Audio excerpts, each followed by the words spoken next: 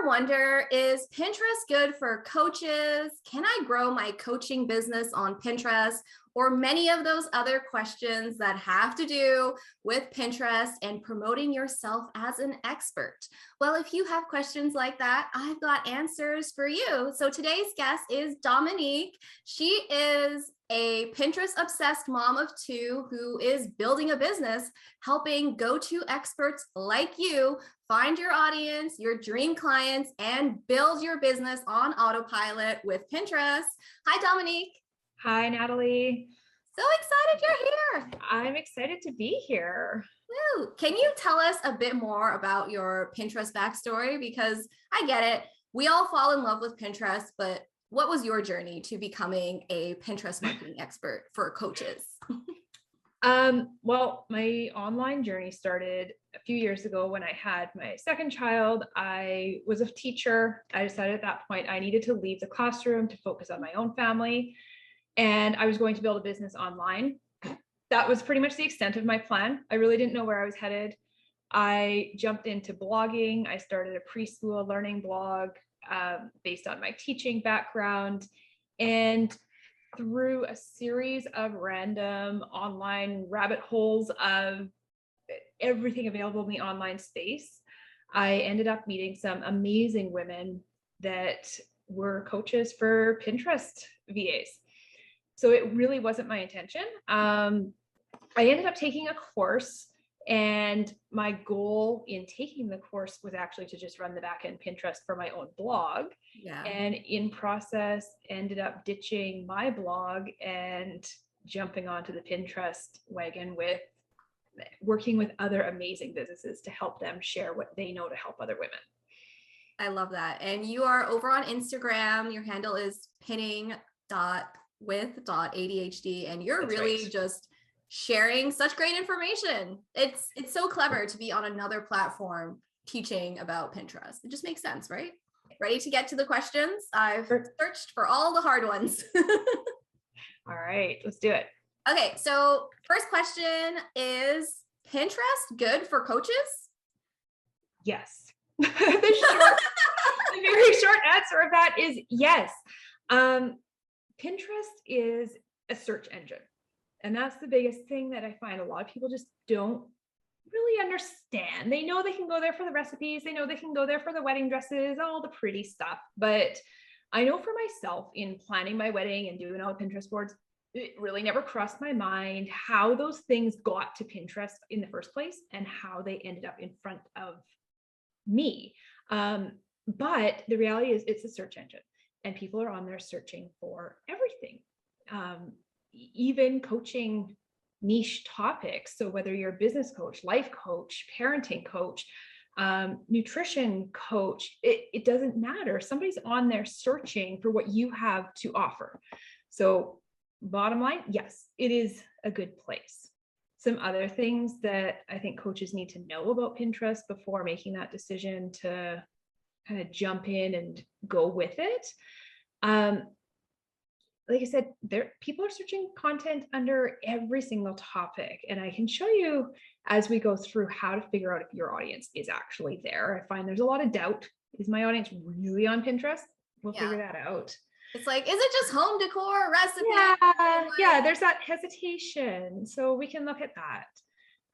Some quick stats that I find quite relevant for any coach or service provider, or coaches for service providers, especially if you're bringing it all together. Mm-hmm. Pinterest currently has 478 million monthly active users.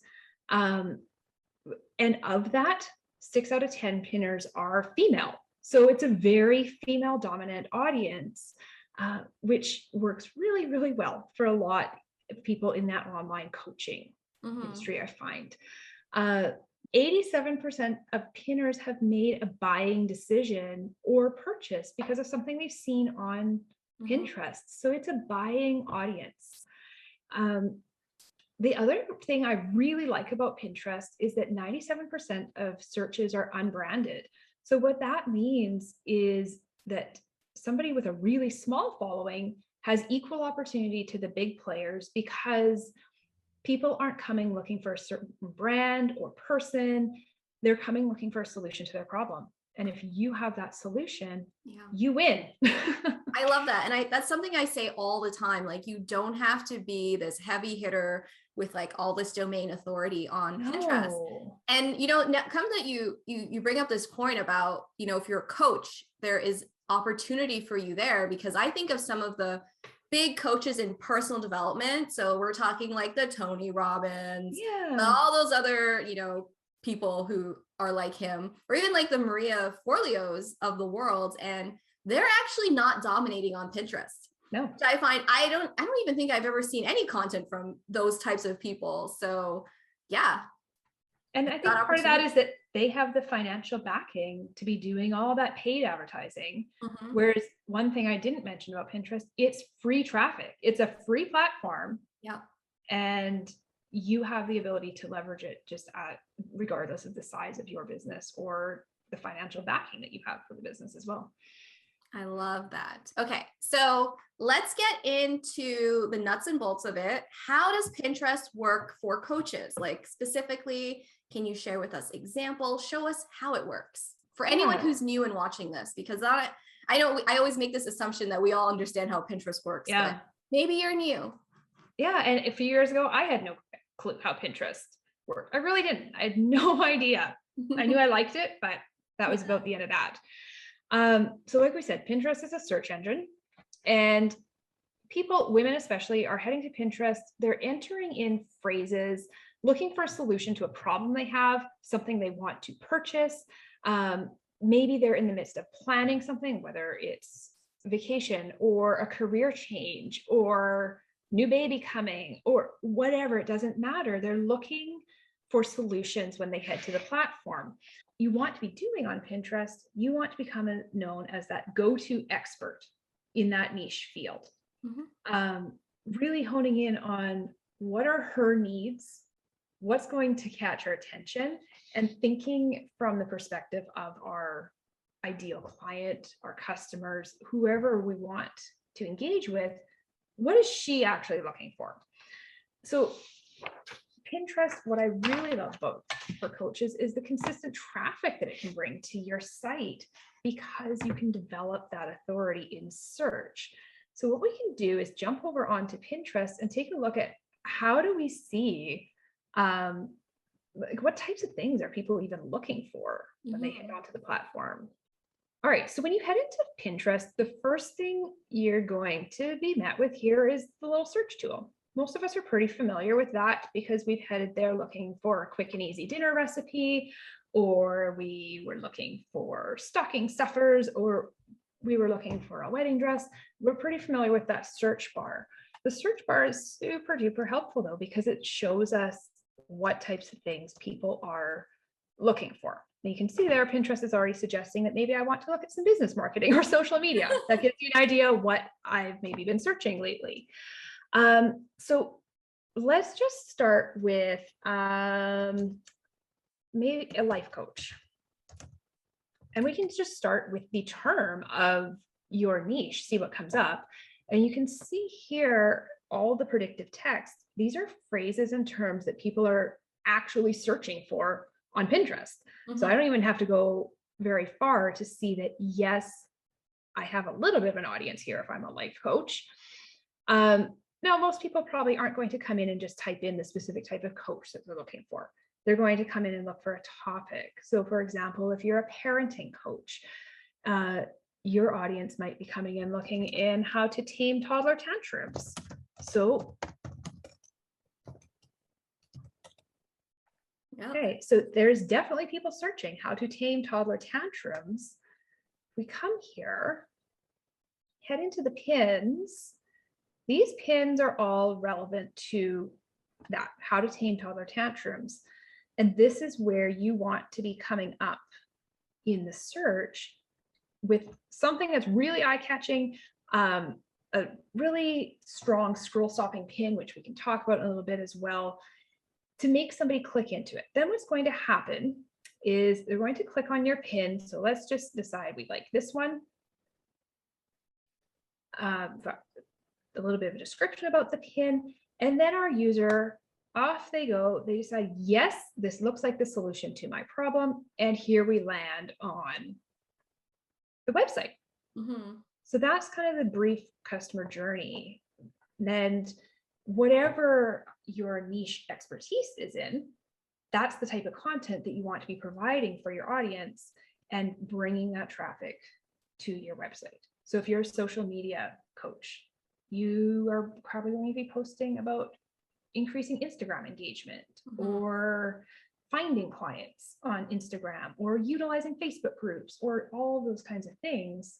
To me, it's all about figuring out what is the problem that your ideal client has. And you're just thinking about it, hopefully using the language that they are using, and you're just providing those solutions. You know, you want to be that click of contact when they're in Pinterest, because I'm sure that lady whose blog we just visited, she said she's a certified parent coach or whatever. So I'm sure she sells either coaching or maybe she has a course. So it's all part of that customer journey, right?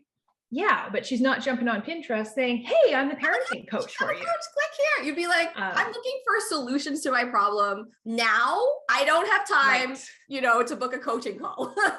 Exactly. Tell me how to end the tantrum now so I can go to bed and just get the quick win, right? Like, so they'll trust you. I think that's also like all about those quick wins for sure. Love that. Like this, the best way to tame tantrums using only 2 words. What? Okay. What are those 2 words? Is it not now? Tell me more. Please stop. I don't know what the other 2 words. You're the mom. Yeah, it really doesn't matter what type of coach you are, but if you can meet your client where they're at and start to develop that know, like, and trust factor, that's where Pinterest starts to be magical. Pinterest is where they discover you, and then you have the opportunity to really nurture them into buying clients. Love that. So you want to be where they're searching. Yes. And what they're searching for. Hope that was helpful to everyone who is new to Pinterest. Let's go on to our next question. How do coaching companies use Pinterest? So, if this is specifically to a larger coaching company, because I know sometimes people belong to, certain certifications, or if you yourself are starting a coaching business, I guess that also applies. Any extra tips for this one? Yeah. So how do they use it? Well, I think we've covered a lot of that. The ultimate goal is to drive traffic to your website. That is like the be all end all why we want to be on Pinterest. Get that website traffic happening. So establishing yourself as an expert in your field, making sure that you're really on par with what type of content is resonating with your audience. If you find that your audience loves top 10 roundups, do all the top 10 roundups. If you find that your audience likes the quick 2-minute tips, do them. Give your audience what they're looking for. And the other way I really like to use Pinterest is to find gaps in the content area. So if you are a coach and you really want to see where you can kind of work your way in, go in and look at what other people are posting, but then also take a look at the questions that people are asking on Google. Take a look at the questions that people are asking in Facebook groups. Create content around those that everybody else isn't already creating. Make yourself. Can you show us a bit of this competitor analysis? Like, because if we all just remembered, you could easily see when we search life coach, some of the top ranking profiles showed up. So it's fairly easy, right, to identify. It really is. Yeah. So if we look, right, like Pinterest, it's a search engine. It works with a pretty robust algorithm. And if I want to look and see what's really working on Pinterest right now, look in the top section. So just in this last search that we did, how to tame toddler tantrums, I'm probably not going to bother looking way down here. What I want to be looking is in really those top 2, maybe 3 rows of what content is coming up there, and seeing if I have maybe a different perspective, a different take on it. We can do a different niche. So business coaching. Media. Oh, Business coach. Yeah, sure. Let's do business coaching. So again, I can start just with that term in general, but I'm probably going to want to drill down a little bit deeper into terms that my ideal client is actually looking for. So maybe she is looking for starting an online business. Mm-hmm. And remember, you can be a coach, but you could also be a coach's coach. Right. So starting an online business. Let's see what's going on I'm not here. surprised that Monica is first for this. It's like, I recognize her. She is killing it. Carry on. So these are things that are working well on Pinterest right now under starting an online business. So what take could you spin these just to be a little bit different perspective? I also like to look at, we haven't talked about keywords at all, but we will, and that's a really important part of Pinterest. I like looking in to see what are some of the keywords that these people are using that are landing them in the top of the feed. And sometimes you'll find that they really haven't done a great job optimizing their pin, and yet somehow they've managed to get up to the top. And a lot of times that's because Pinterest is it's a time game. And this pin has probably been around for a while and gained a lot of traffic. Yeah. So, like they're using terms like online business repeatedly. I see that in the pin here. I see it in the title. I see it in the paragraph. So obviously online business has been one of their keywords that they're targeting, but it's just a really good way to do some competitor research.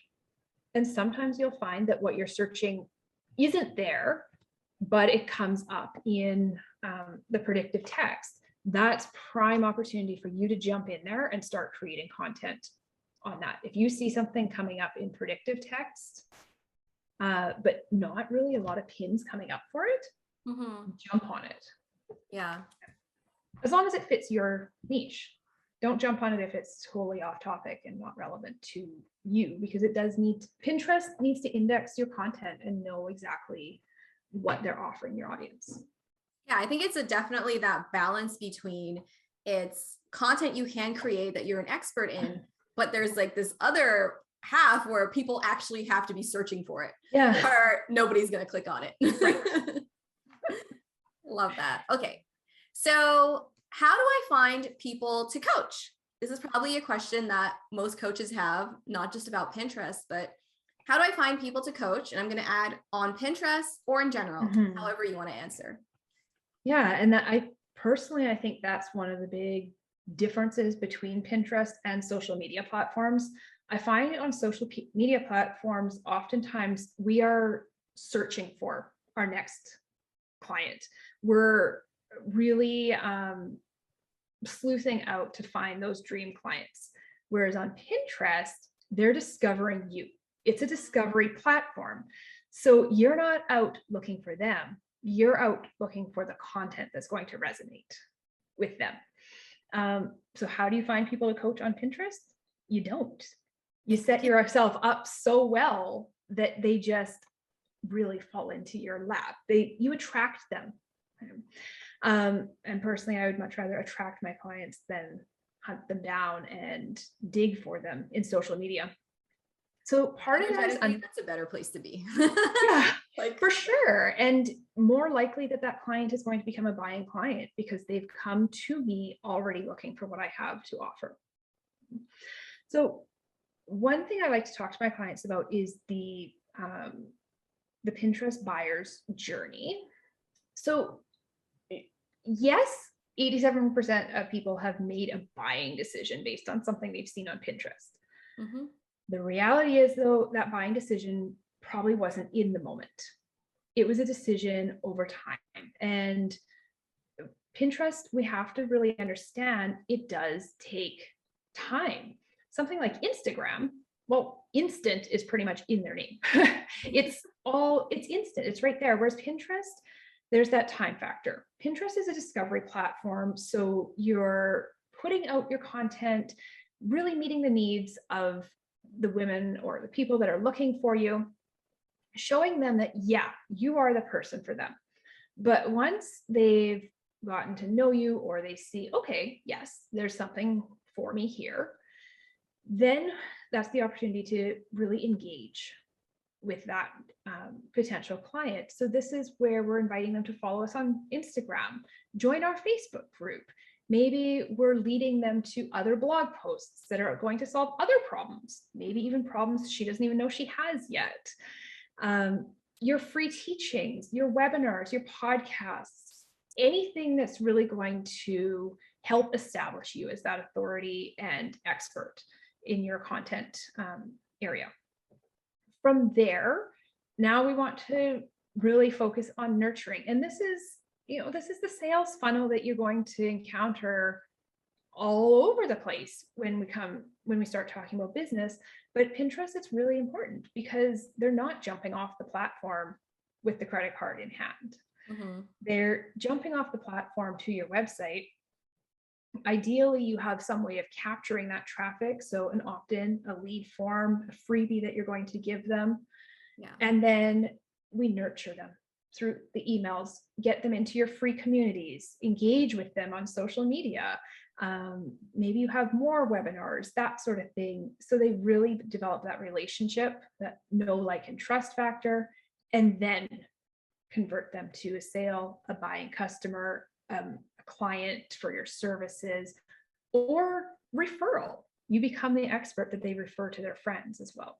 Mm-hmm. And one thing to remember with Pinterest, since everything is about the pin, like they're saving that to a board that, they'll come back later. I think a lot of people use Pinterest for like almost like a shopping list. Mm-hmm. And that's in terms of like things that inspire them and things they want to buy later. So, you stick around. It's not just like an Instagram post where I get it. People can save them, but whoever goes back and looks at their saved Instagram posts, right? Right. Hardly anyone. No. And on Pinterest, like you say, you've got those boards, they're saving things. The average Pinterest user is saving pins 3 to 4 months prior to intending to act on it. So if she's planning a Hawaiian vacation for the family at Christmas, she's pinning in September. Okay. If she's thinking, you know what, baby is going to daycare starting in September, she's looking at those online business opportunities back in April, May, but starting to make those decisions as things get closer.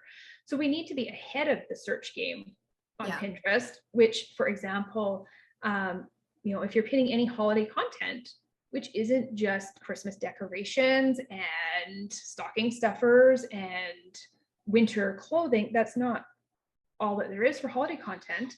For example, one of my clients is a parenting coach.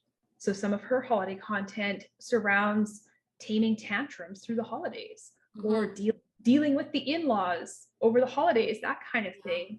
We're pinning her content. We pinned it back in August, September to make sure we were getting into the Christmas and holiday search game. Definitely. Because they are there early. Everyone who's part of this channel, you definitely know that I'm always telling you that you've got to prepare your content like 60, if not like be really good, 90 days ahead of the actual big day. And so love everything that you're saying. And I know we're saying I feel bad. I don't want to leave the gentleman out because I know they're a part of my audience, and it is like a growing demographic on Pinterest. So you said 6 out of 10. It used to be a lot more than 6 out of 10 were women. So the men are catching up. They're catching on, saying it's not just for the ladies. There's like, what are you on there? Just saving things to buy, and they're realizing it's more than that. For sure. Awesome. I love this example of the funnel. I also am a huge fan of it. So the next time you guys are on Pinterest, I do encourage you, if you're a coach and when you're doing that competitor analysis, look at their funnel, like click on their pin, go to their site, see what the freebie is, go on that journey, and then, use that to inform your own journey that you want your clients to go on. Love it. Okay, let's keep rolling. What should a coach share on Pinterest? What type of content? So we talked a lot about choosing those topics. You want to make sure you're playing to the season. I got a whole video on seasonal content for anyone who needs it. But what works best? Like, what have you found? The majority of what's going to work best on Pinterest is really good, I like to call it kind of meaty content. So blog posts are really great. Podcasts can be great. YouTube channels can work well on Pinterest as well. But not everybody has those things or does them consistently enough to really rely on them. So you can pin freebies, you can pin your opt-ins. You can pin like something like this where I'm a guest on Nadalie's YouTube channel. I could be pinning a link to this.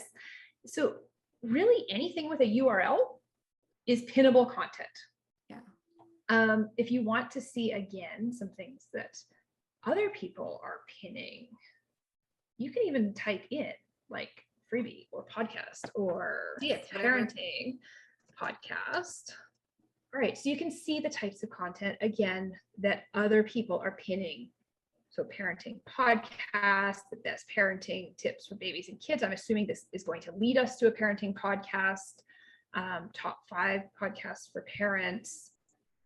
So you can pin directly to the podcast episodes. You could pin, again, to landing pages. A lot of people will transcribe their podcast and use the transcription as a blog on their site as well. So that's something else that we can do. Again, anything with a URL is pinnable content. You might have a webinar that you're pinning to. I'm trying to think off the top of my head here. Lead magnets are a big one, or freebies. It's not going to be called a lead magnet, but it's probably going to be called a printable. People might use that. So checklists, ebooks, worksheet. Yeah, so social media checklist, planner. Oh, planners are huge too. Like, yeah, social media checklist for business.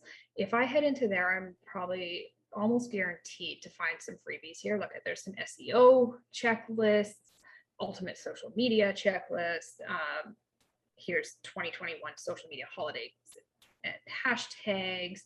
And these are likely going to lead me to some sort of an opt-in where I'm going to get this freebie, but now I'm on their email list to be nurtured. So that's one way that you can use it as well. And again, heading in here to do that competitor research. What is available when somebody heads in and what's missing? What can you provide that's a little bit different than what your competitors have provided already? Love that. So much we can share. It's so much. Because that I love that we're talking about this, because I think one of the biggest mistakes new people on Pinterest make is sharing the same link over and over again. So whether that's a work with me page, a home page, a biggest no-no on Pinterest is like spamming the same link, essentially, right? You want to be creating some type of content on the regular. So yeah, you got to. Pinterest doesn't like it if we're just feeding it the same URL all the time. I call it feeding the Pinterest monster. It likes to be fed and it likes fresh content. So do what the algorithm wants and don't fight against it. Is something I like to tell my clients. Don't assume that you know better than the algorithm as far as what's going to work. Do what the platform you're on wants. We can look at a few coaches here that I know are really doing a good job on Pinterest. So people come to Pinterest, they don't come to be sold to, they come to be inspired. Any sort of quick win is great for them. So I want to show you this one here. Oops, if I can spell her name right. Okay, so this is somebody who she's really effectively repurposing content from other platforms. So the first thing in her bio is she has free guides and tools. So you know for sure that you've got some opt-ins and freebies here that are available. But if you look at her content, almost all of her content, actually I believe, unless she's changed it, I think all of her content is repurposed TikToks and Instagram Reels. Oh, she does have a few static. Nope, she doesn't. I thought she had a few static pins, but even her checklists and that she's done as these are Pinterest idea pins. So they're Pinterest's answer to Reels and TikToks. I know Nadalie has done a few episodes around the idea pins. So if you look at what she's sharing, they're all very, very quick wins. 10 hooks to stop social media, how to plan and batch your content like a pro. And you know that these are going to be like little 30-second bite size, but she's establishing herself as the expert in this field. And her content is very consistent. I know that if I come onto her account, I'm going to be finding little quick wins, ways to expand my business, and really quick action steps to do it as well. So that's one way of giving those quick wins. And then so as you find that one, I love that you're basically showing us that no matter what your content style is, if you're a fan of blog posts or being on camera, or you're more of an audio person, you can grow your coaching business with the type of content you're comfortable creating. Like, you don't have to create content like someone else. You can create content like yourself. For sure. And she's building hers completely on short form video, really not doing a lot of static content, and it's working for her. This is one of my clients. They offer parenting coaching. They offer parenting support in the toddler years, and they're not doing any video with their account. They are relying mostly on static pins. We've started playing with some video, but these are all ones that we've created for them in Canva. These are not Reels and TikToks being repurposed.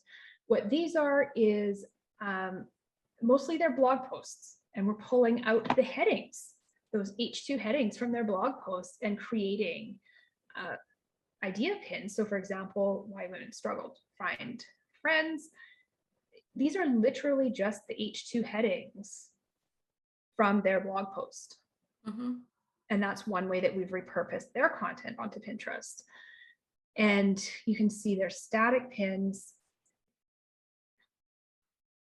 Okay, again, really drawing in exactly who they want to be looking at their content. So coping with PTSD after traumatic birth, well, clearly they're speaking to a brand new mom. I know right away whether that's me or not. Here's one for their freebies opt-in, the free guide to end bedtime battles with your toddler. So something that if I'm looking on here and I've typed in bedtime battles and that pops up, yeah, I want that. Tell me how to end that. So our next question, building on the few examples you just shared with us, is any tips for optimizing your profile as a coach? So we've seen you can create idea pins, standard pins. With this new example, what are some things they're doing well that we can copy for our own coaching business? The first thing I see when I come onto their profile, I know what they do. Fertility, lifestyle, support. I know who they're serving. If we look at their bio here, follow if you're trying to get pregnant. They're calling out that very, very specific person and telling us exactly what you're going to find here on their account. This is not obscure. It's not all over the place. It's super clear whether you're in the right place or not when you come to their account. So they've definitely done some keyword research. They've looked to see what type of things their audience are looking at. And I know for a fact, this is an account I've looked at a few times. It's not one of my clients, but I have been in the back end of this account a few times here, that things like fertility lifestyle support, that's a search term that people are really looking for. So they've made their bio searchable. And in a non-spammy way too. They haven't just stuffed their bio with all the words they could think of that made sense to their audience. They put it in more of a sentence format. It's a lot more welcoming to your user as well. So some places that you can optimize your profile, you've got this area here, kind of the title of your profile here.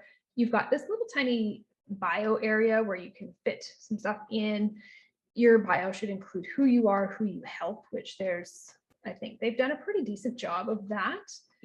Some other areas on your account that help Pinterest and your user know what sort of content you offer within your boards themselves.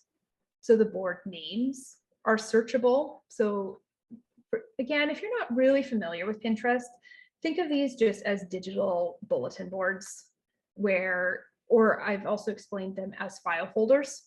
So your account is your filing cabinet. Your boards are your file folders. Yeah. These are the names of your file folders. And then within your file folder is your individual pins. So that's the files that you've sorted into that cabinet. You also have here, this could actually be built out a little bit more, but you have 500 characters within each board to describe what the board is about as well. That's another great place to filter in those keywords.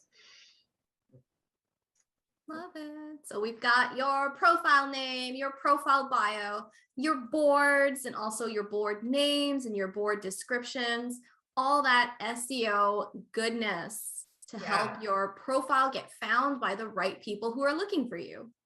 As well as the pins themselves. The Pinterest technology will read the text within the pins and graphics as well. So important to use the right terms there too.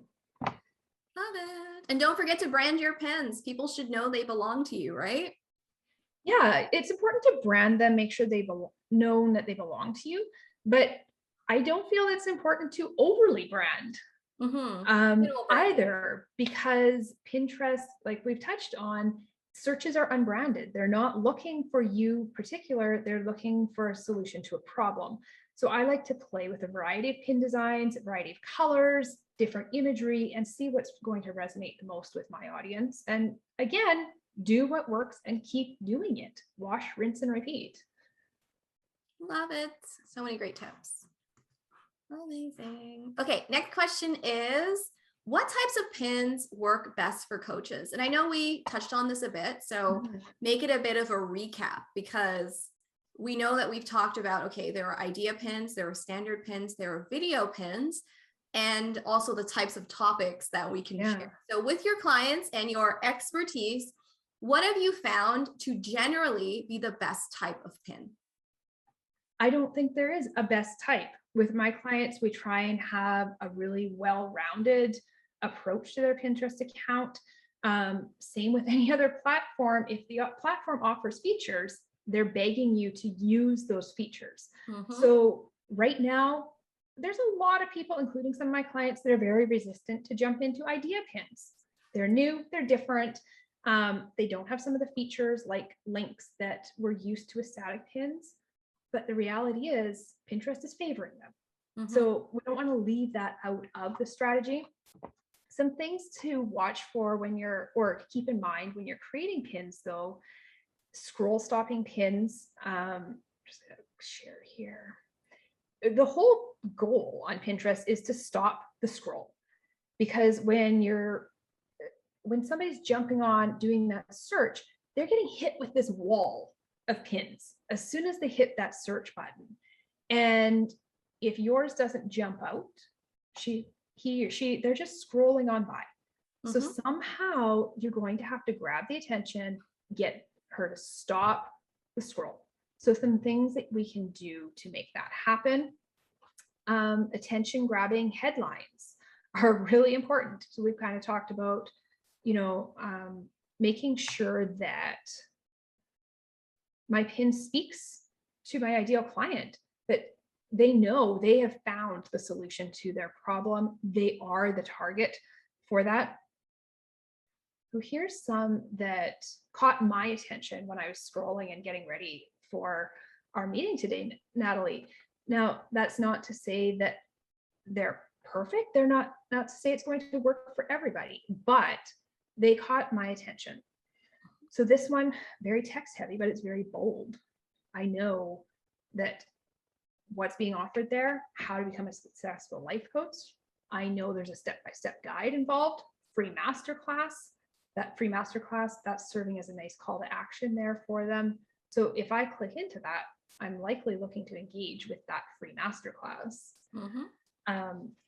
So those attention grabbing headlines, clear and concise. Don't overload your pins with so much text that nobody stops to read it, because keep in mind, if you think how you use Pinterest, you likely jump on, do a search, and then you sit there and you scroll. You're not stopping to read the whole thing. If you've got a lot of text going on, that might be a good indication that that pin is better suited to be an idea pin. Break it up into a little mini story, because then it is intended to be flippable content. So that might be one way you differentiate between when do I use which pins.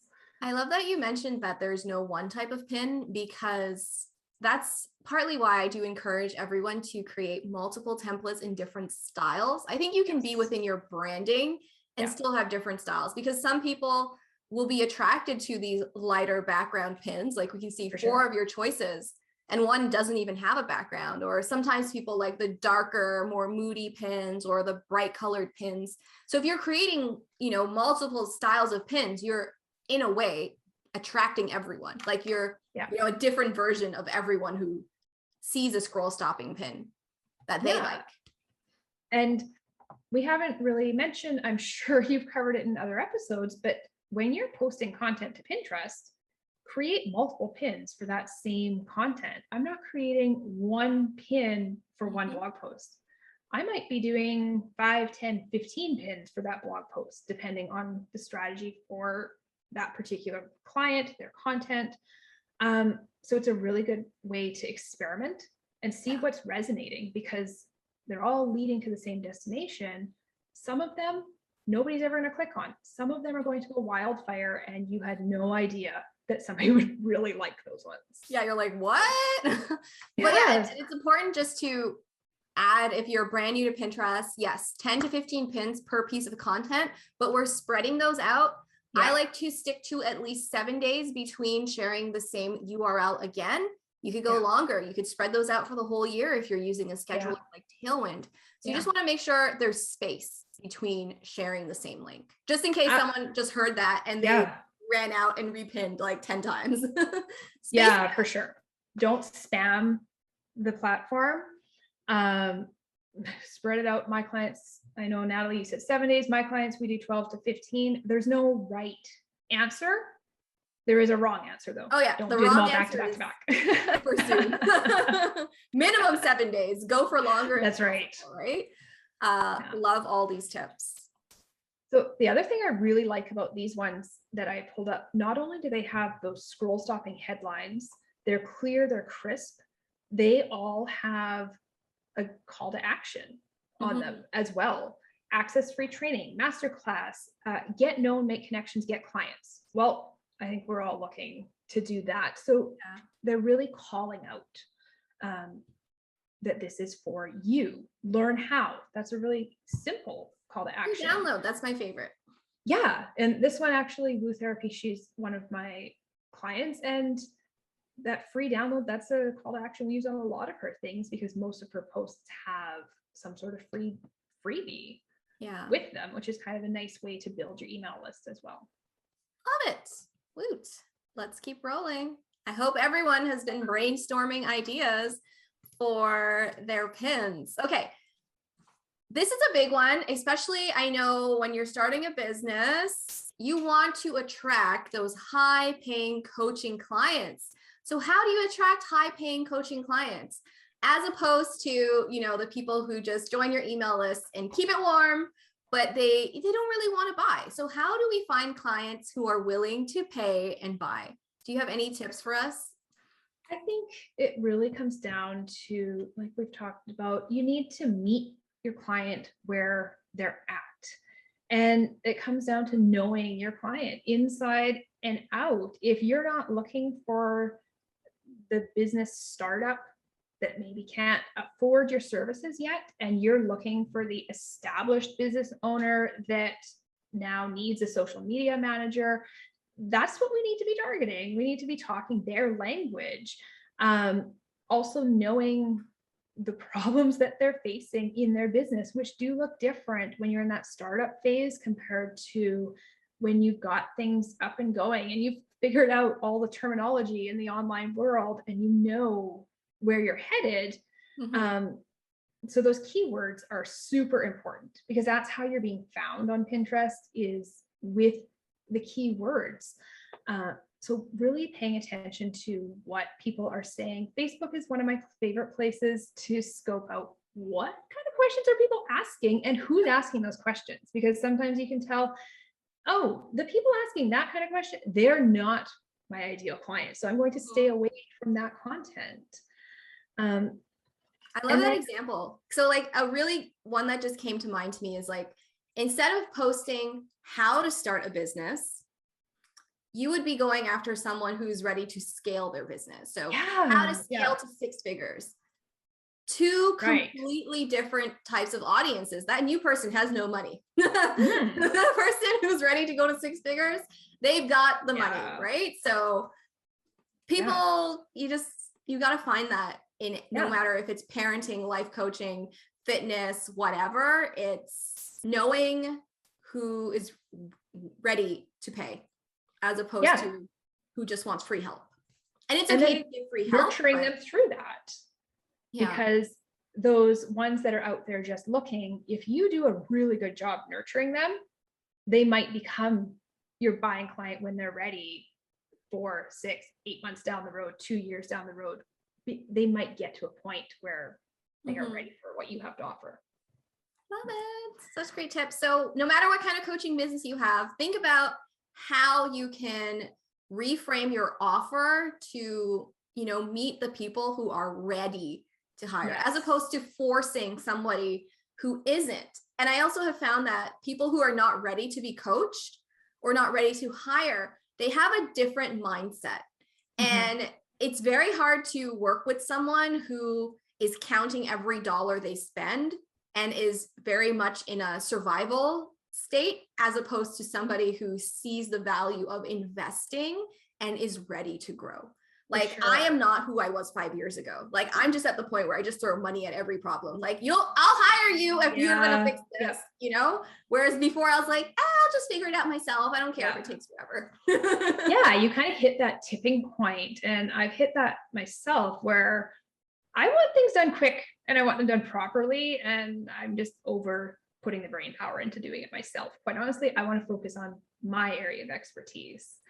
And you'll find that there's such a difference, and you need to know, but maybe you are targeting that startup. So then it's okay if their language. Yeah. Because if you're targeting that startup and you're nurturing your email subscribers and scaling, if you're targeting those words, now you're targeting the wrong audience in the opposite direction. So, and don't try and target all of them either, because I'm sure you've heard it, if you're speaking to everyone, you're speaking to no one. Rein it in, rein it in, rein it in. So if you're a parenting coach, but are you speaking to the mom of a newborn? Are you speaking to a mom of a teenager? Or like, who are you talking to? My clients, they are speaking to toddler parents. That is their zone. So we use a lot of toddler in their content when we're posting. Know who you're talking to. It's like almost like marketing and business 101, right? So let's keep going. And I know you might have watched this and you're like, okay, is my ideal coaching client really on Pinterest? Like, I know you mentioned you would share some tips, but how do we know for shizzle that if our ideal client is on Pinterest? Show us how to be sure. It comes right back to that research that we started at the beginning. So we'll jump right back there, head into that search bar.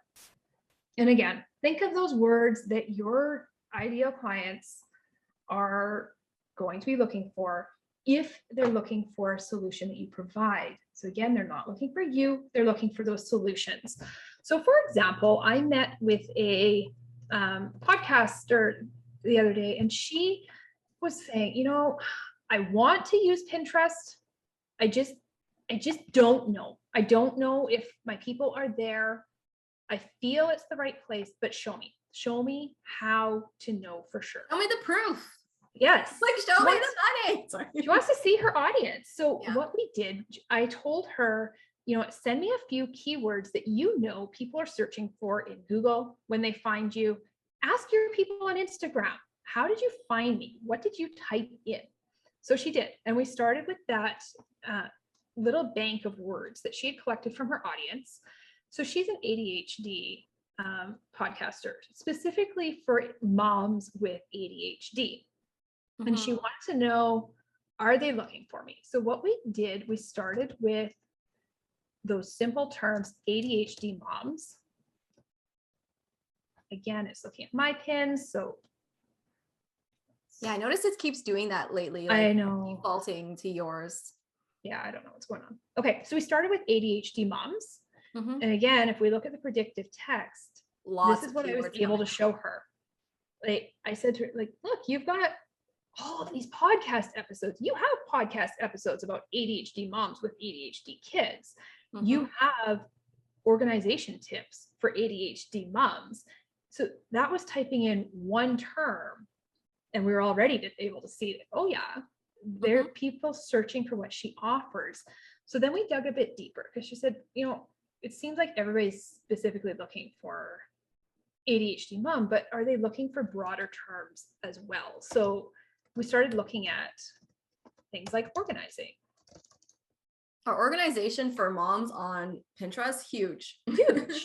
And it doesn't even matter that she's necessarily an ADHD coach. We could target some of those organization for mom keywords, also targeting the ADHD. You can see tons of organizing for moms that we can tie in there.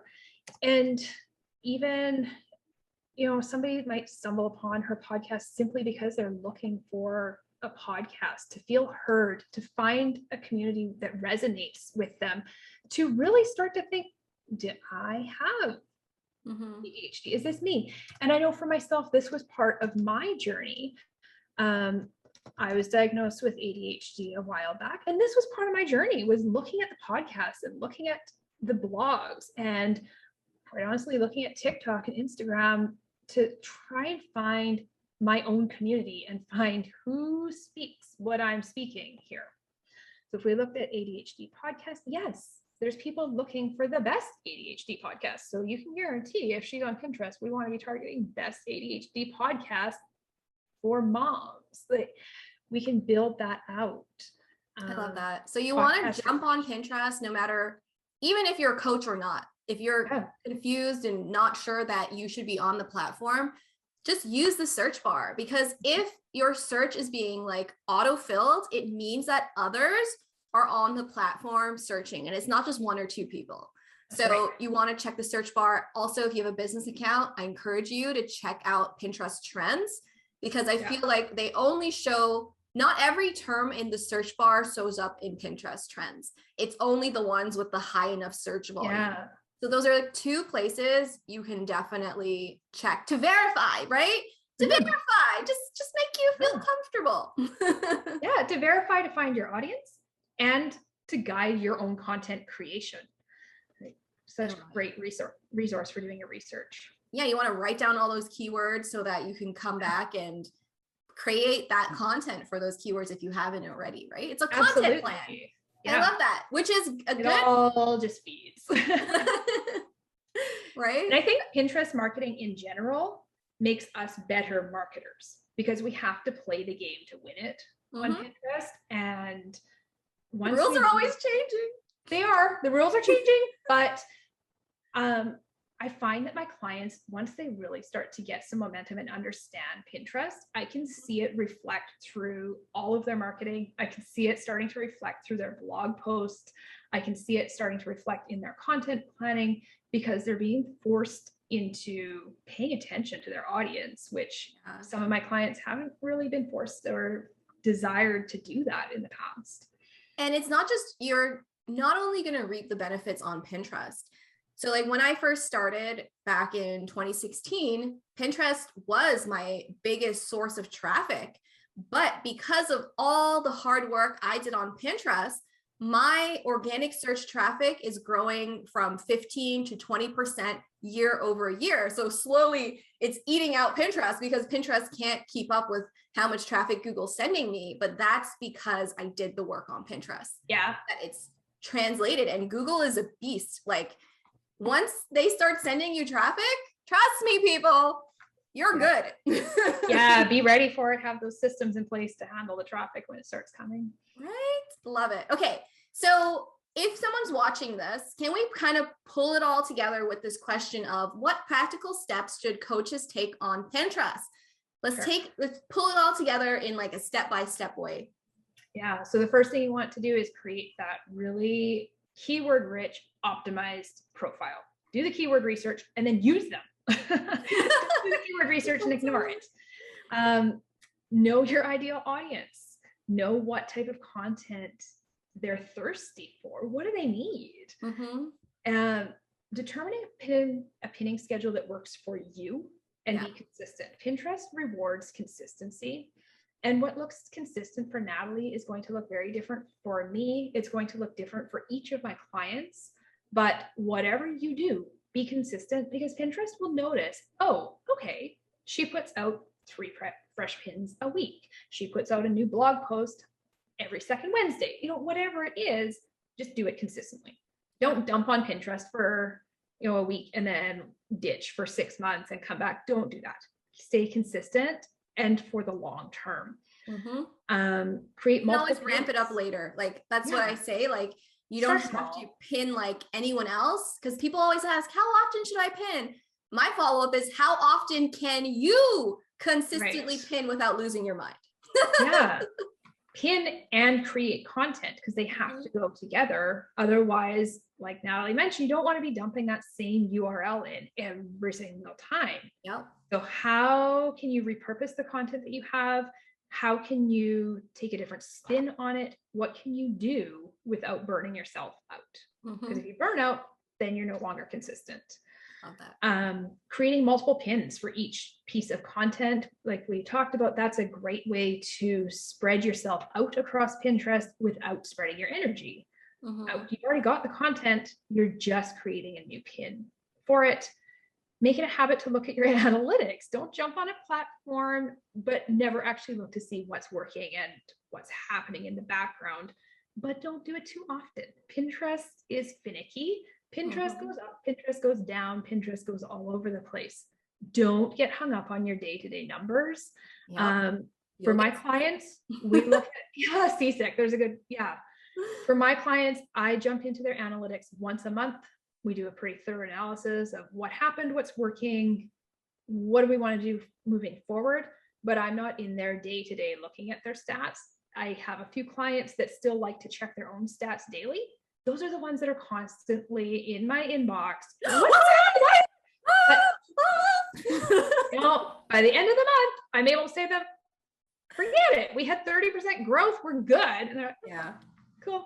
You've got to have your sea legs. You can't, I think everyone also has to realize that traffic on a whole follows ebbs and flows throughout all of the 12 months.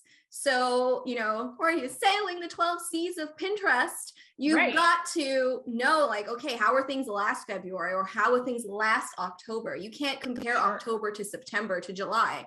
They are all different beasts. So, and with the pandemic, and how it's really caused so much upheaval, that kind of thing. My clients that have been on Pinterest longer than that, so they started in 2019, 2018, that kind of thing.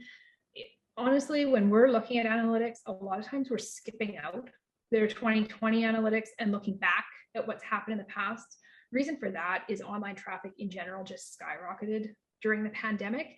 And right now it's taking a nosedive again, because it's going back to normal. A lot of areas are getting back to normal. They're getting out. They're not working from home, so they can't spend their day scrolling Pinterest anymore. So things are changing, and that's causing a lot of panic for people. Is they might see these sudden nosedives happening. Well, the world kind of took a sudden nosedive. Things happened. So you have to also read into the analytics a little bit. What could have caused that? What's going on? if you're a wedding dress designer, you might not see a lot of traffic in the next few months because people are in holiday mode. Your traffic might be coming January to March when people got engaged at New Year's. So you've got to know your seasons. Love that. Yeah. What might be up for me might be down for you, but I'm sure there's reverse to that when I'm down and you're up.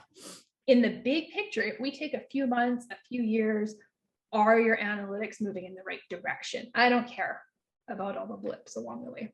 Yeah, you want to look at the high points, like drop a ruler on it, not just like look at the up and down. Yeah, for sure. Any other so when you're looking at those analytics, looking at the back end of your Pinterest, really analyze what's working and do more of it. Yeah. So whether what you're looking at is specific pin designs, maybe you have a certain template that it doesn't matter what content you throw on there, that template does well. Yeah. Or you have a color scheme that always seems to do well, or your pins that have big bold headlines with no imagery do well. Whatever it is, do more of it. Or maybe it's top 10 roundups, or maybe your idea pins are really taking off, but your static pins are standing still. Take that into account when you're creating your strategy. Yeah. Don't do what works for the random person in the Facebook group. Do what's working on your account. Maybe spend less time in those Facebook groups. Yeah.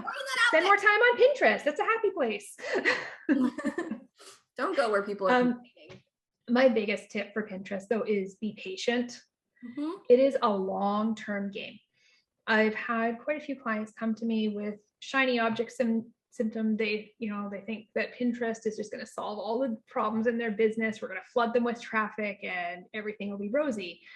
But it's not. It's a long-term game. It takes time. What you're pinning today, you might not see a lot of traction in the next few months on it. But next year, you're going to see traction. 2 years from now, you're going to be seeing traction. A few years from now, you're going to be sitting back thankful that you started today.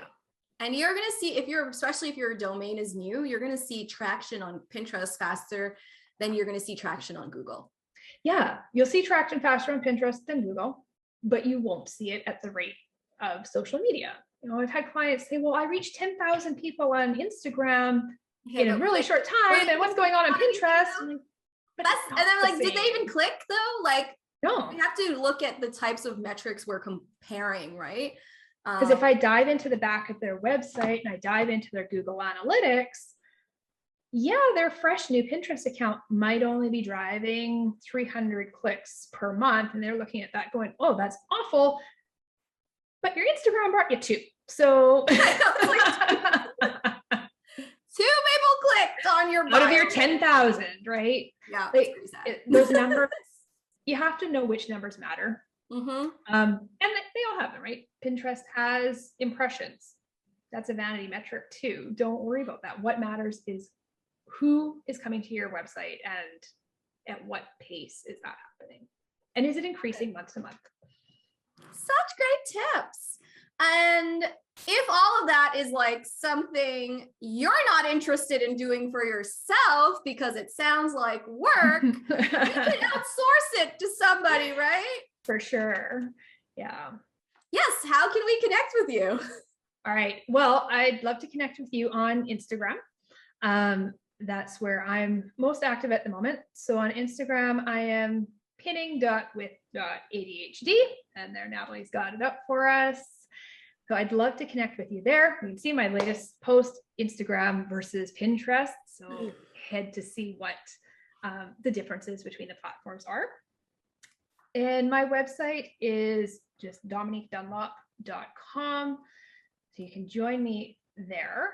Now, as far as working with me, the services that I offer, I do a done for you, done in a day VIP day.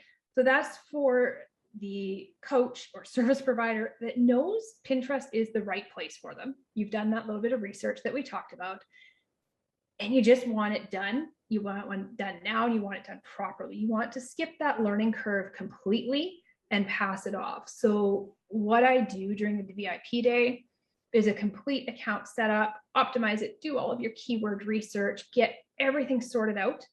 And then I hand you the strategy and the system to just implement day to day, month to month, super simple system that'll only take you a few hours a month, either your time or VA's, doesn't have to be your time.